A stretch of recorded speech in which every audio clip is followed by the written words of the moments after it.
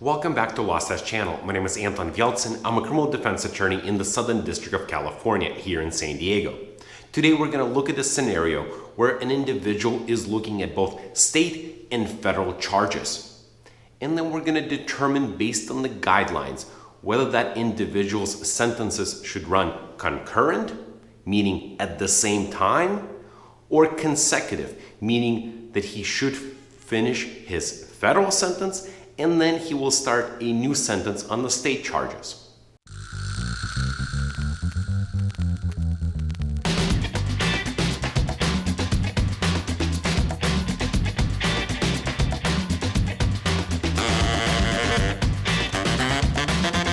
In this video, we're discussing United versus Blattell, which is a 10th Circuit case that deals with the federal sentencing guidelines and whether sentences should run consecutive or concurrent with state charges. So here's what the case is about. In June 2020, Mr. William Blattell fired his pistol at a passing motorist as he was driving on the highway.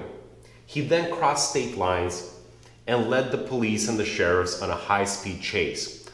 This whole time, his children were in the vehicle with him.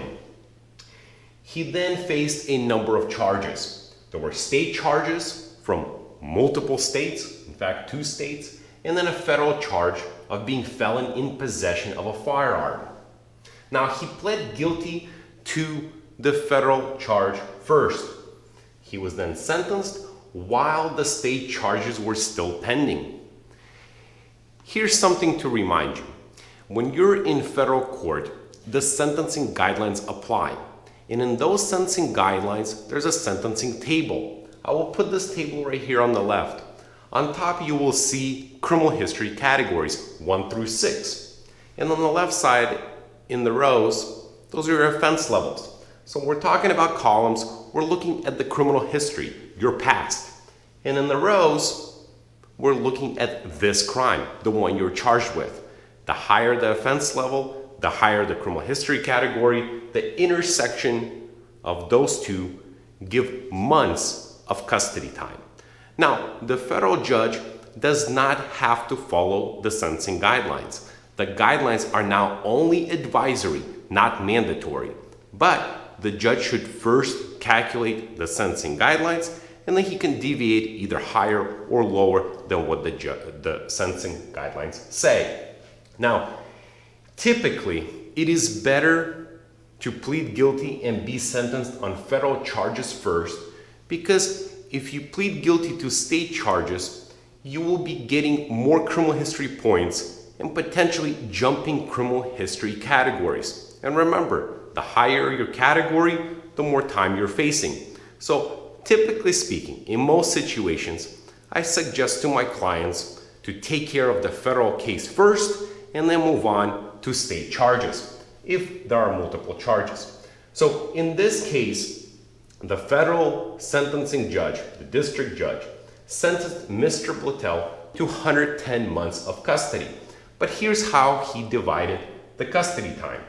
84 months of that 110-month sentence should run consecutive to any potential sentence in the pending state cases.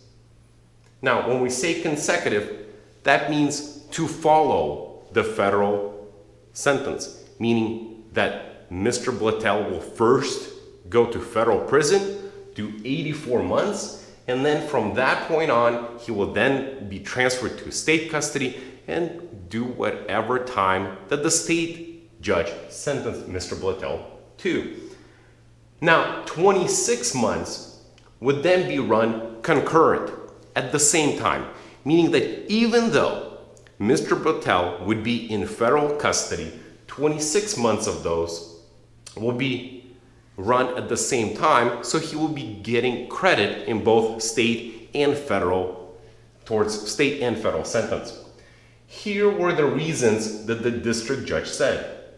26 months seemed duplicative to the district judge, because that's the amount of time that was related to the relevant conduct enhancements. In federal court, the judge can look at the overall conduct. And if we look at the guidelines, there are usually some enhancements depending on the conduct. And so here, it was duplicative. For example, Mr. Blattel was probably looking at state charges related to having children in his vehicle.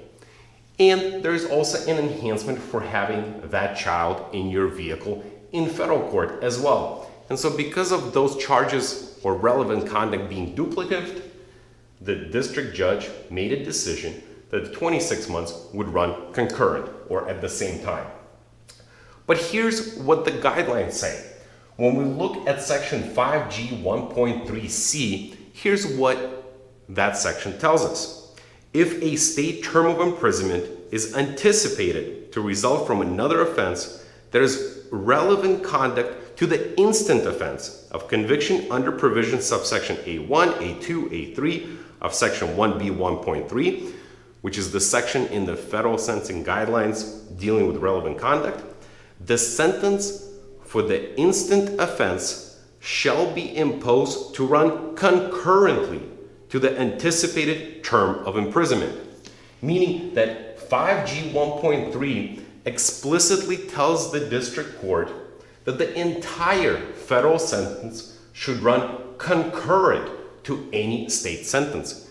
Meaning that the 110 months, all of it, should run concurrent to any future state sentence. This is an error, says the 10th Circuit. The court must give respectful consideration to the guidelines. Remember earlier, I said that the district court has to first calculate the guidelines and then sentence you to higher or lower sentence than what the guidelines say. But the court must first consider the guidelines. And the 10th Circuit says that in this case, there's nothing on the record that suggests that the district court was aware that this was with odds with the guideline recommendation. So the court, if it wanted to deviate from the guidelines, it should have explained that this was a relevant section under the guidelines and the reasons why we should deviate from there. But that's not what the district court said. For those reasons, this case is sent back to the district court because the way the sentence was structured was not proper and at odds with the sentencing guidelines. Hopefully you now understand a little bit more about sentencing procedures and how an individual should be sentenced consecutive or concurrent time to the state charges. Hope you understand a little bit more. Hope you click that like and subscribe button so next time I post, you'll be first to know. Thanks for watching.